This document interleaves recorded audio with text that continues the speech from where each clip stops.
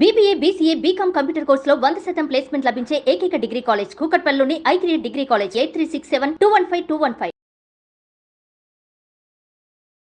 నమస్తే అమ్మా. నమస్తే అమ్మా. అమ్మ, ఆదివారం అమావాస్య వచ్చినప్పుడు జనరల్ గా ఆ రోజుని మనం అంతా ఎలా సద్వినియోగం చేసుకోవాలి? అసలు ఆదివారం చాలా గొప్ప రోజమ్మా. సూర్యుడు ప్రధానంగా ఉండేటటువంటి ఆది అంటే మొదలు మనకి. ఆ వారాలన్నీ కూడా వారాల పేర్లన్నీ చూడండి, అన్ని గ్రహాల పేర్లే ఉంటాయి కదా. అవునమ్మా. సోమవారం చంద్రుడు, మంగళవారం కుజుడు, బుధుడు, గురుడు, శుక్రుడు, శని అన్ని వాళ్ళ పేర్లేగా. ఆదివారం కూడా భానువారం అంటాం. భానువారం అంటే సూర్యుడు మొదటిది అనే ఉద్దేశంతో ఆదివారం అంటూ ఉంటాం.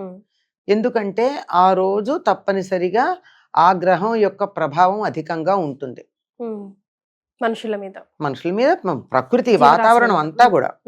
ఇది ఎంత శాస్త్రీయం అంటే ప్రపంచంలో ఏ ప్రాంతంలో వాళ్ళైనా వాళ్ళ భాషల్లో వారాలకి ఈ పేర్లే ఉన్నాయి.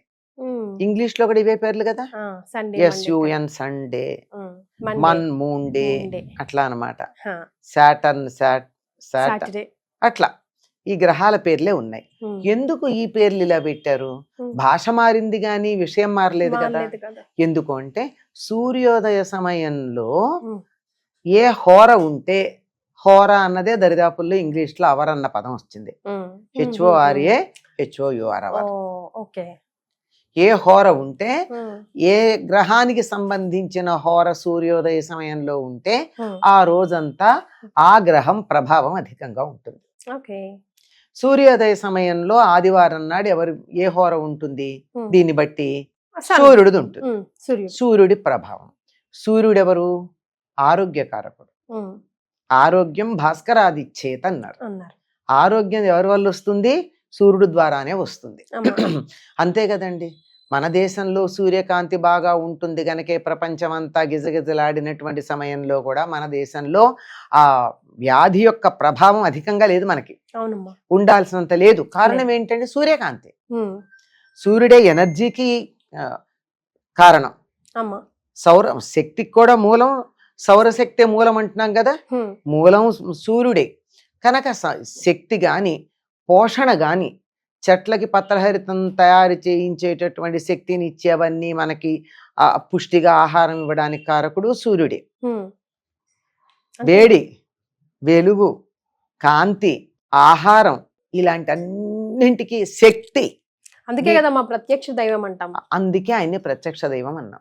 మిగిలిన దేవతలు కనపడకపోయినా ఈయన కనపడతాడు. అటువంటి సూర్యుడి యొక్క శక్తి అత్యధికంగా ఉండేటటువంటి రోజున సూర్యుడిని ఆరాధించినట్టయితే మనకు ఆరోగ్యం బాగుంటుంది.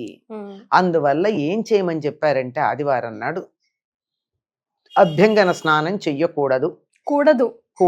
మనం ఏంటమ్మా రివర్స్ చేస్తామా? చెప్తాను, కారణం కూడా చెప్తా. ఆదివారం నాడు మాంసాహారము తినకూడదు. అవును, అదే రోజు తింటాం ఇన్ పర్టికులర్. అసలు దీని గురించి నేను సపరేట్ వీడియోనే చేద్దాం అనుకున్నాను, బట్ టాపిక్ వచ్చింది కాబట్టి చెప్పండి అమ్మా, ఎందుకు తినకూడదు, వై చెప్తాను.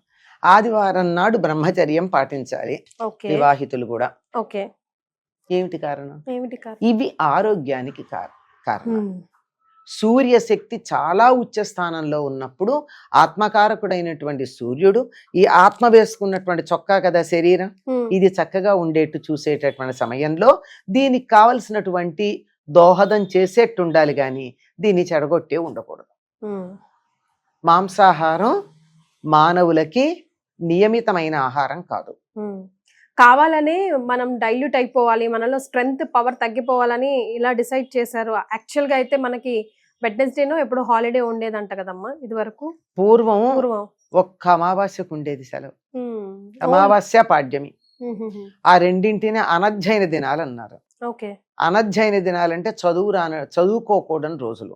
చదువుకోకూడదంటే చదువు వద్దని కాదు అక్కడ అర్థం. ఉపాధ్యాయుల దగ్గరికి వెళ్ళి విద్యార్థులు చదవడం కాక వాళ్ళ దగ్గర నేర్చుకున్నది ఇంట్లో ఉండి వీళ్ళు నేర్చుకుంటూ ఉంటే ఉపాధ్యాయులు పూర్తిగా 2 రోజులు ఉపాసనలో ఉంటారు.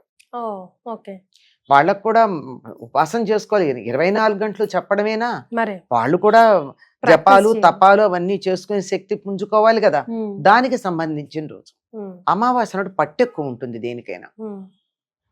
ఎందుకంటే అమావాస్య నాడు సూర్యుడికి ఎక్కువ శక్తి,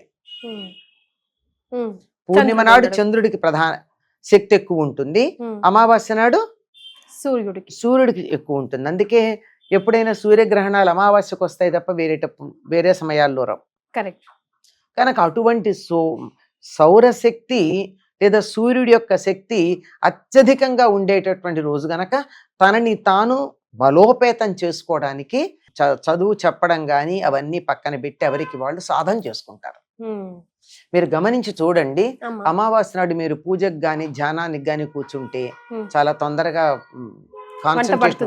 కాన్సన్ట్రేషన్ కుదురుతుంది, డైవర్షన్ తక్కువ ఉంటుంది. అందుకని ఆదివారం సూర్యుడికి సంబంధించింది, అమావాస్య సూర్యుడికి సంబంధించింది. ఈ రెండు కలిసి వచ్చినప్పుడు ఆరోగ్యానికి సంబంధించిన నియమాలు బాగా పాటిస్తే బాగుంటుంది. సో ఆ అమావాస్య రోజు అస్సలు చేయకూడని పనిలో మొట్టమొదటి తలంటు స్నానం చేయకూడదు, అమావాస్య గానీ ఆదివారం కానీ, అండ్ నాన్ వెజ్ తినకూడదు. అట్లీస్ట్ నాన్ వెజ్, దాంపత్యం, అది బ్రహ్మచర్యం పాటించాలి. ఇవి పాటించినట్టయితే ఆరోగ్యం బాగుంటుందమ్మా. వేరే విషయాలన్నీ పక్కన పెట్టండి, మనకు ఆరోగ్యం కావాలనుకుంటాం కదా. మిగిలిన 6 రోజులు బాగా ఆనందంగా ఉండాలంటే ఆరోగ్యం ఉండాలిగా. ఈ ఒక్కరోజు నియమం పాటించండి. కానీ మనకి ఈ మొత్తం కూడా మన శక్తి క్షీణించడానికి కారణమైనటువంటి ఈ 3 పనులు ఆదివారమే చేస్తున్నాం. ఆదివారం సెలవు గనక అభ్యంగనం, ఒంటికి నూనె రాసుకోవడం, నలుగులు పెట్టుకోవడం, తలంటు పోసుకోవడం, ఇవన్నీ చేసేస్తాం.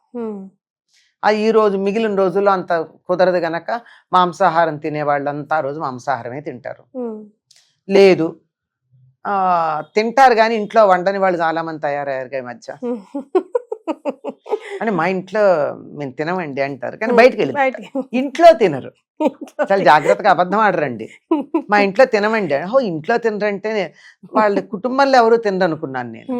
తర్వాత తెలిసింది ఏమిటంటే ఇంట్లో తినరు, బయట తింటారు అంతేగా. అందుకని బయటకు వెళ్ళి తినడం. మీరు గమనించండి, ఎక్కడ చూసినా హోటల్స్ అన్ని ఫుల్ ఉంటాయి ఆదివారం. అవునమ్మా. పోని కానీ ఏ మాట కామాట నాతో చాలా మంది ఈ మధ్య చాలా చెప్పడం వల్ల ఆదివారం మెల్లిమెల్లిగా తగ్గిస్తున్నారమ్మా ఫంక్షన్స్ కూడా. ఆరోగ్యం అమ్మా, మిగిలిన 6 రోజులు సుఖపడాలంటే ఒక్కరోజు జాగ్రత్తగా ఉంటే అయిపోలే. మరే హాయిగా ఉండండి. నేను చాలా విన్నాను ఆదివారం తినకూడదంట చెప్పారు. అందుకే ఈసారి నేను చాలా విన్నాను, తగ్గిస్తున్నామని చాలా విన్నాను. కానీ మంచి డ్రాస్టిక్ చేంజ్ కదమ్మా చేసాం. చెప్పగా ఎందుకే చెప్పాలమ్మా. మీ పేరే తీసుకుంటారు కూడా. అనంతలక్ష్మి గారి వీడియోస్ చూసాము, తినకూడదంట, అసలు ఆదివారం ఒక్కరోజు తినకపోతే సస్తామా అనే వాళ్ళు కూడా ఉన్నారమ్మా. అసలు ఇంకో సంగతి తెలుసా అమ్మా, మాంసాహారం తీసుకునేటటువంటి వాళ్ళు కూడా, నాన్ వెజిటేరియన్స్ అని ఎవరినైతే అంటామో వాళ్ళు కూడా ప్రతిరోజు తినరమ్మా నాకు తెలిసి. ప్రతిరోజు తినరు, వారానికి 1 రోజో 2 రోజులో తింటారు అంతే. మిగిలిన రోజుల్లో మామూలుగానే తింటారు.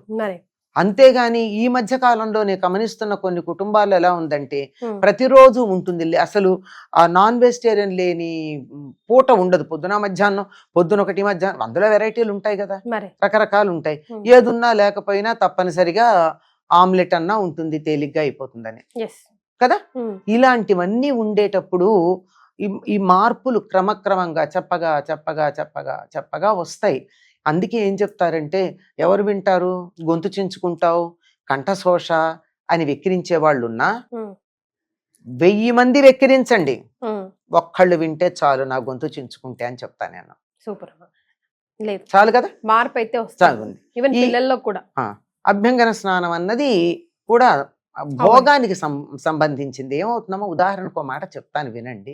చక్కగా బాగా ఒంటికి నువ్వుల నూనె రాసుకుని అరగంట నాని ఎక్సర్సైజ్ చేసి తలకంతా నూనె పెట్టుకుని చాలా సేపు ఉండి ఎప్పుడో మధ్యాహ్నం కొంచెం ఆలస్యంగా స్నానం తలంతా రుద్దుకుని వేడి నీళ్ళతో తలంటి స్నానం చేసి వచ్చి బరువుగా నాన్ వెజిటేరియనో లేకపోతే వెజిటేరియన్సే కొంచెం హెవీగానో తిని కూర్చోండి, ఎలా ఉంటుంది? ఇంకేముంది, ఇంకా ఆ రోజు అయిపోయిందా, ముద్దపప్పు లాగా అక్కడ నుంచి అయిపోతారు కదా. అలా కాకూడదు. ఎందుకంటే ఈ రోజు నీ ఆత్మశక్తిని పెంచుకునే రోజు. సూర్యుడు నీ ఆత్మ మీద ప్రభావం చూపిస్తాడు. ఈ రోజు నువ్వు నిన్ను అభివృద్ధి చేయించుకునే రోజు. నీ అభివృద్ధి ఆగిపోయింది, మరి ఇంకేమిటి? నీకు సంకల్ప శక్తి ఎక్కడా, స్ట్రాంగ్ విల్ ఎక్కడా? ఇది చేద్దాం అనుకుంటే దాని మీద నిలకడ ఉండగలిగినటువంటి మనస్సుకి గట్టితనం ఎక్కడా? అన్ని పోయినాయి కదా, చచ్చు మొహాల్లా తయారవుతాం. మరి అందువల్ల ఆనాడు తప్పనిసరిగా పాటించాల్సింది ఇది. అందులో ఆదివారం కలిసి వచ్చింది అనుకో అమావాస్య ఇంకా జాగ్రత్తగా ఉండాలి. అమావాస్యకి సూర్యశక్తి ఎక్కువ అని చెప్పుకున్నాం కదా, తప్పనిసరిగా చేయడం. అందులో అమావాస్య అనగానే ఉండేది ఇంకొకటి ఉందమ్మా, అమావాస్యకి పితృతిథి అని పేరు. పితృదేవతలకి తర్పణాలు ఇస్తారు ఇప్పటికీ సంప్రదాయం తెలిసిన వాళ్ళు. స్నానం చేసి ప్రతి అమావాస్యకి తప్పనిసరిగా స్నానం చేసి తడి బట్టలతో తర్పణాలు ఇచ్చి వీలైతే ఒక బ్రాహ్మడికి పిలిచి భోజనం పెట్టుకుని, అంటే పితృదేవతల్ని తలుచుకుని అలా చేసేవాళ్ళు కూడా ఉన్నారు. అంత కాకపోయినా కనీసం తర్పణాలైనా ఇస్తారు. మగవాళ్ళు అయితే నువ్వులు దగ్గర పెట్టుకుని ఇస్తారు, ఆడవాళ్ళు నువ్వులు దగ్గర పెట్టుకోకపోయినా కనీసం నీళ్ళన్నా పితృదేవతలకు ఇవ్వడం అన్నది ఉంటుంది. కనుక పితృదేవతలకి పితృకార్యాలు చేసినప్పుడు ఎన్ని నియమాలు పాటిస్తాం? ఆ రోజు మాంసాహారం తినము, మసాలాలు, ఉల్లిపాయ, వెల్లుల్లిపాయ లాంటి తామసిక ఆహారాలు తినం. తమో గుణాన్ని పెంచుతాయి ఇవన్నీ, అవన్నీ తినం.